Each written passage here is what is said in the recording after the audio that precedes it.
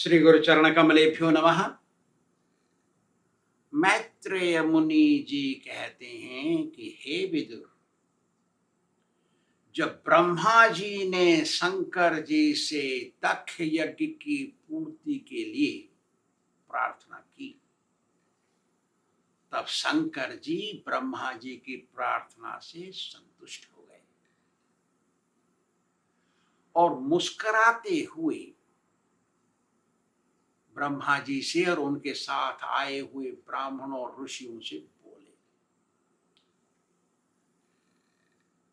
ब्रह्मा जी से विशेष बोले और कहे, हे प्रजाओं के मालिक ब्रह्मा, हे सृष्टिकर्ता ब्रह्मा,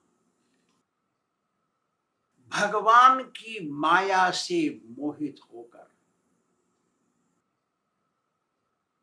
जो अज्ञ बालकों की तरह से मेरे प्रति अपराध कर बैठते हैं, उनके अपराधों को मैं गंभीरता से नहीं लेता। उनके अपराधों को मैं याद भी नहीं करता और उनको किसी को कहता भी नहीं, दोहराता नहीं।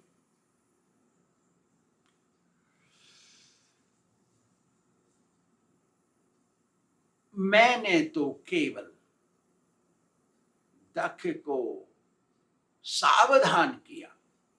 जो दंड मैंने, आप सोचते हो मैंने दिया, वो तो केवल उसकी सावधान करने के लिए दिया, जिससे वो किसी दूसरे के प्रति दोबारा अपमानजनक व्यवहार न कर बैठे। जब उस प्रजापति दक्ष का सिर कट गया और वो अग्नि में जल गया, यदि उसके ऊपर बकरे का सिर लगा दिया जाएगा तो वो जीवित हो जाएगा। भग देवता की आंखों को निकाल दिया गया। वो मित्र के आंखों का प्रयोग करके यज्ञ कार्य को करा लेगा। पूषा के दांत तोड़ दिए गए। पूषा एक देवता का नाम, उसके दांत तोड़ दिए गए। वो अपने यजमान के दांतों से चबा करके खाएगा और जब वो अकेला होगा, कोई यज्ञ नहीं होता होगा, कोई यजमान नहीं होगा उसका, तब वो सत्तू खा करके अपना पेट भरेगा। सतुआ उसको बोलते हैं जब धान्य, चना, गेहूं, जौ इत्यादि गर्म बालू में भून लिए जाते हैं और बालू को छान करके अलग कर दिया जाता है। उन धान्यों को पीस करके उसमें चीनी, गुड़ या और जल मिला करके उसको खाया जाता है। उसको सतुआ बोलते हैं। नमक से भी खाते हैं इसको।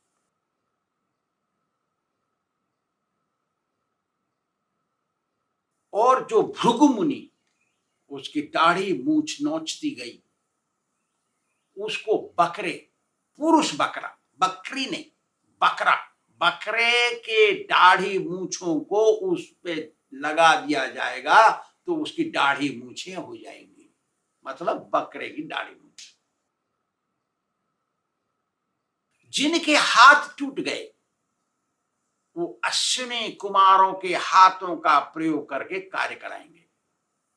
जिनके हाथ कट गए वो पूषा देवता, जिसके दांत टूट गए थे ना, वो पूषा देवता के हाथों का प्रयोग करके कार्य कराएंगे। जिन को घाव हो गया पिटाई से, उनके सारे के घाव ठीक हो जाएंगे। ऐसी बातें सुन करके जो शंकर जी के पास आए थे उनसे मिलने के लिए, वो सब संतुष्ट हो गए। ब्रह्मा जी संतुष्ट हुए, ब्राह्मण और ऋषि लोग सब संतुष्ट हो गए उनकी बातें सुनकर। फिर सबने मिल करके शंकर जी से प्रार्थना हाथ जोड़ के की कि हे शिव जी, आप भी दक्ष यज्ञ में पधारिए, अब तो यज्ञ शुरू होगा, आप भी आइए। तो ब्रह्मा की प्रार्थना, ऋषियों की प्रार्थना कैसे नकारते, नकारनी नहीं चाहिए। तो शंकर जी ब्रह्मा जी के साथ, ऋषियों के साथ हो लिए और दक्ष यज्ञ में पधारे। दक्ष यज्ञ में पहुंचने के बाद शंकर जी ने जैसा जैसा कहा, ऋत्विजों ने, यज्ञकर्ताओं ने वैसा ही किया। मतलब शंकर जी के नियमानुसार यज्ञ उन्होंने आरंभ करना शुरू किया। यज्ञ के लिए लाए गए बकरे को जब यज्ञ कुंड के पास ला करके उसका सिर अलग कर दिया, उस सिर को लेकर के दक्ष के शरीर पर रखा, तो दक्ष प्रजापति उठ गया शंकर जी के नजर से। शंकर जी ने जब देखा दक्ष के शरीर पर बकरे का सिर रखा, रखने से शंकर जी की कृपा के कारण दक्ष वैसे ही जीवित हो गया जैसे कोई सोने से सुबेरे उठता है। रात को सोता है ना, वो सुबेरे जैसे उठता है ऐसे ही दक्ष उठ बैठ गया और अपने सामने शंकर जी को देखा, हाथ जोड़ा और प्रार्थना की, नम्रता से प्रार्थना की। उसका द्वेष, जलन, पजरन, शत्रुता अंदर से निकल गई। उसका दिल उसी प्रकार से साफ हो गया जैसे शरत काल में वर्षा का गदला जल साफ हो जाता है।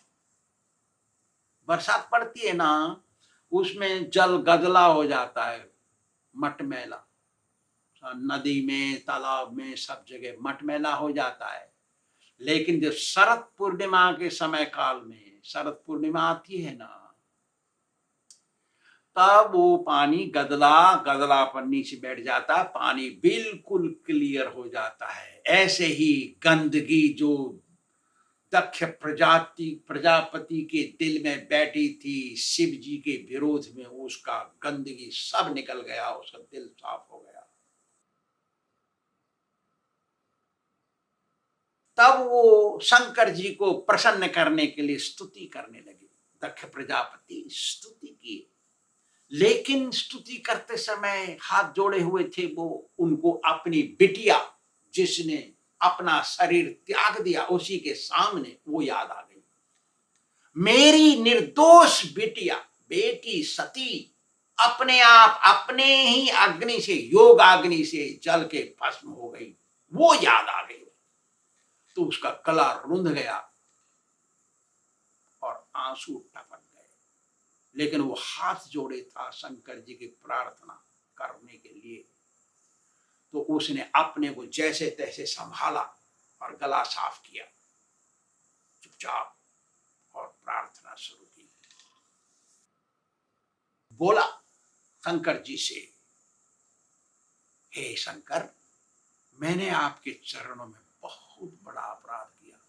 सबके सामने मैंने कठोर वचन बोले, गालियां दी, सबके सामने आपका जो तिरस्कार किया, उसके लिए मुझे तो नरक में जाना चाहिए, वहां पर सड़ करके कष्ट पा करके फिर नीच योनि में जन्म लेना चाहिए।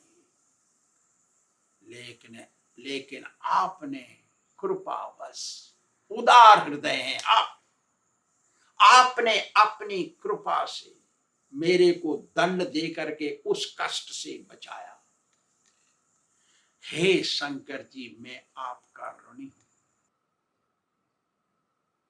मैत्रेय जी कहते हैं, इस प्रकार से क्षमा याचना दक्ष प्रजापति ने शंकर जी से मांगी और अपने को आशीर्वाद दिला करके यज्ञ शुरू करवाया। ब्राह्मणों ने यज्ञ शुरू किया। थोड़े समय पश्चात ब्राह्मणों ने ला करके थाली भर के पुरोडास दक्ष प्रजापति के हाथ में दिया भगवान को निवेदन करने के लिए। पुरोडास उसको कहते हैं जब सूखा आटा सूखा भून लिया जाता है, सूखा भूनते हैं उसको, जब वो भून जाता है उतार करके ठंडा करते हैं, उसमें बूरा मिलाते हैं और उसमें घी मिलाते हैं, उसको कहते हैं पुरोडास। आजकल पंडित लोग क्या करते हैं, कच्चा आटा उसमें बूरा मिला के घी मिला के उसको पुरोडास बोल देते। कच्चा आटा नहीं होता पुरोडास। पुरोडास उसको कहते हैं जब आटा भुन जाता है, अच्छा बादाम रंग का सा हो जाता है, गेहूं रंग का हो जाता है वो आटा, तब उतार करके उसको ठंडा किया जाता है फैला के थाली में। वो जो ठंडा हो जाता है तब उसमें बूरा मिलाया जाता है, तो उसमें थोड़ा सा घी भी मिला देते हैं। क्यों? कि घृतहीनम कुभोजनम, बिना घी का तो भोग लगेगा नहीं, इसलिए बिना घी का भोजन भूतों का भोजन, राक्षसों का भोजन होता है बिना घी से। घी का भोजन तो भगवान को लगता। तो वो पुरोडास की थाली दक्ष प्रजापति के हाथ में रखी। जैसे ही उसने अपने दिल से भगवान को याद किया, हे भगवान आप ये निवेदन स्वीकार करो, नैवेद्य को स्वीकार करो, हे दीन बंधु, ऐसा कहा, वैसे ही भगवान प्रकट हो गए वहां पर। वो गरुड़ पर बैठे थे, उनकी 8 भुजाएं थी, उनमें शंख चक्र गदा पद्म धनुष बाण तलवार और खड्ग था। ढाल ढाल 8 भुजाएं। भगवान पीतांबर पहने हुए, अलंकृत, पूरे मुकुट झलमल कर रहा है, जगमगा रहा है, कौस्तुभ जैम पड़ी हुई है, श्रीवत्स का लांछन है, बनमाला पड़ी हुई, भगवान बैठे गरुड़ के ऊपर और मुस्कुराते हुए दे दीप्यमान थे। वो दे दीप्यमान, बा प्रकाश निकल रहा था उनकी। भगवान मीठी मीठी मुस्कुरा रहे थे। सभी उपस्थित सदस्यों ने उनको देखा, दर्शन किया, सबने प्रणाम किया, हाथ जोड़े।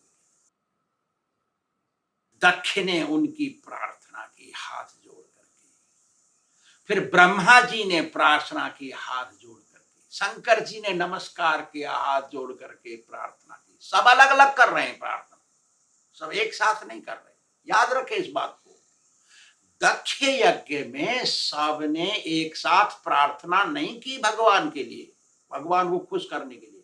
सबने अलग अलग प्रार्थना की। क्योंकि दक्ष अभी बकरे के सिर में है, मनुष्य के सिर में नहीं, इसलिए। लेकिन भाषा मनुष्य की बोलता है वो, यद्यपि उसका सिर बकरे का हो गया है। ये शंकर जी की कृपा उसके ऊपर। तो फिर सब ऋत्विजों ने, यज्ञकर्ताओं ने प्रार्थना की भगवान की अलग अलग। फिर ब्राह्मण पत्नी जो वहां बैठी थी उन्होंने प्रार्थना की। देवताओं की पत्नी और देवताओं ने अलग अलग प्रार्थना की भगवान की। फिर अग्नि देवता जो यज्ञ कुंड में घृतकल्लोल प्रवरः वहां बैठे थे, उस अग्नि देवता ने प्रार्थना।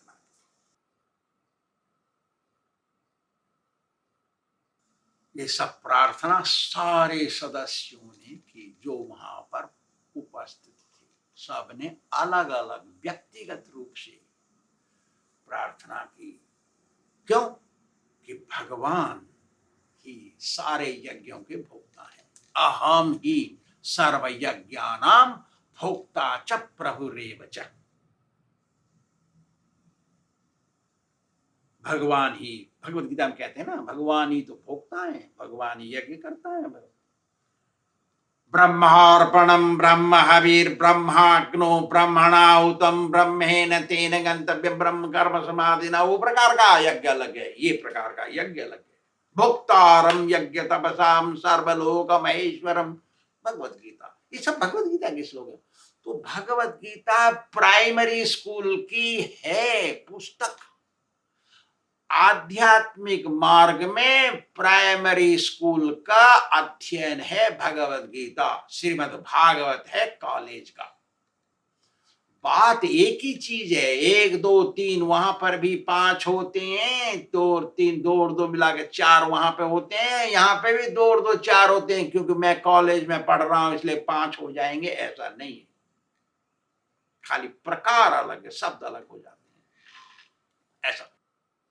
सो सबकी प्रार्थना से भगवान प्रसन्न हुए और दक्ष प्रजापति के पुरोडास नैवेद्य से भगवान संतुष्ट हुए और सबको एक बार में बोले, सबको, सारे सदस्यों को बोले, जिसमें दक्ष भी शामिल है। बोले, अहम ब्रह्मा च सर्वश्च जगत कारणम परम आत्मेश्वर उपदृष्टा च स्वयं दृग आविशेषण।